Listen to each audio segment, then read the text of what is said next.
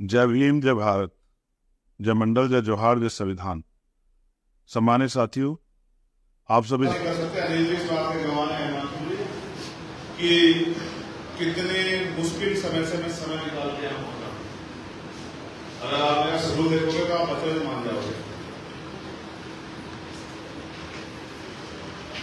कि मैं कितना काम छोड़ के यहाँ आया आपके पास क्या बोला।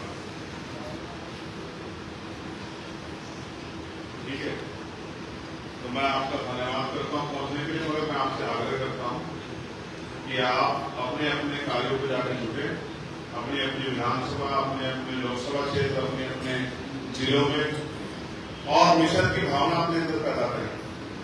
अगर मिशन की भावना नहीं होगी तो फिर काम आगे नहीं बढ़ेगा। जब हम ये सोचेंगे कि ये तो वो क्यों नहीं कर रहा, मैं क्यों कर रहा हूँ, मैं ज्यादा कर रहा हूँ, वो कम क्यों कर रहा है, उसका भी सम्मान हो रहा है, मेरा भी सम्मान हो रहा है, तो हमें समझना पड़ेगा ये जो हम काम कर रहे हैं किसी और के लिए नहीं कर रहे हैं, हम अपने महापुरुषों के कर्ज को उतारने के लिए करें, क्योंकि उन्होंने हमारे लिए किया। तभी तो आज भी साल इज्जत से बैठे हैं, बैठे नहीं बैठे।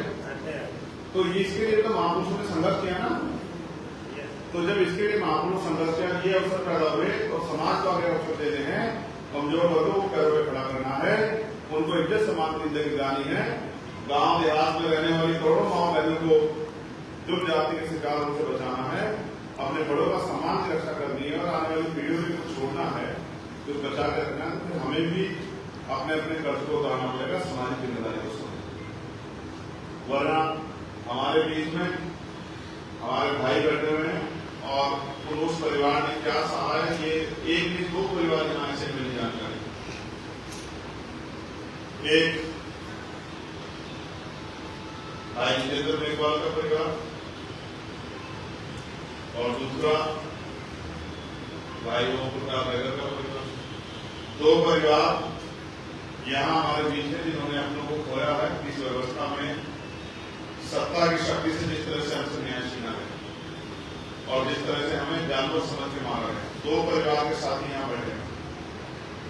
आखिर कितने परिवार के बाद जागना चाहते हो, या बस इसी में भक्ति में लगे रहना चाहते हो? मैं अकेला क्या करूंगा, मेरी ताकत तो आप ही लोग ना। जब आप वहां मजबूत कर दोगे काम और सरकार में बदलाव चंद्रशेखर आजाद की बात नहीं सुनेगी पार्लियामेंट में और इनकी बात पे अमल नहीं किया गया तो सड़कें जाम होंगी, पूरी व्यवस्था खत्म हो जाएगी, तभी तो सरकार मेरी बात को सुनेगी। और वो कौन कर सकता है? वो जनता का। जनता जब तक तैयार नहीं होगी तो क्यों करेगी? जब तक हमारी बात से सहमत नहीं होगी तो हमारी बात सहमत कौन कराएगा? आप लोग। हमारी बात आगे बताए कौन? आप लोग। तो यहाँ बोलने की बजाय हमें अपने उस बुनियादी काम करना है जिसके लिए मैं आपसे अपेक्षा करता हूँ। और ये जो बात आपस में वो मैं की भावना इसको खत्म कर दो तो बहुत अच्छा होगा। मुझे आपसे सिर्फ अनुशासन और समर्पण और संघर्ष के अलावा कुछ नहीं चाहिए, कुछ भी नहीं चाहिए। सब चीज आपके लिए। आप आगे बढ़ो, अपने जिले के उसमें परिषद में, विधानसभा में, लोकसभा में जाके समाज हित के लिए लड़ो और समाज के लिए कार्य करो। यही एकमात्र लक्ष्य मेरे पास है। मुझे ये भी नहीं पता कि कब कहां से कौन सी गोली जो है मेरा सीना चीन के निकले, क्योंकि जैसे जैसे हम आगे बढ़ रहे हैं तो विरोधियों की नजरों में उतनी ही जो है चुप भी रहे। इस बात को भी आप जानते हैं कि आपकी भीड़ में कोई नुकसान नहीं कर सकता। यहाँ जितने लोग बैठे हैं तो आप एक दूसरे को जानते समझे।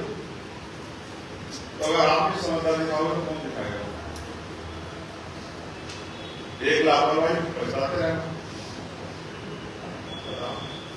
तो इसलिए मेरा आपसे आग्रह है, मेरे बहुत सारे शानदार साथी यहाँ बैठे जिनमें मैं नेतृत्व की क्षमता देखता हूँ, महसूस करता हूँ कि वो अपने विधानसभा, जिले, प्रदेश का नाम रोशन करेंगे। मैं उनसे आग्रह भी करता हूँ कि वो जिस बल को मैं महसूस करता हूँ उसके आधार पर काम भी करें।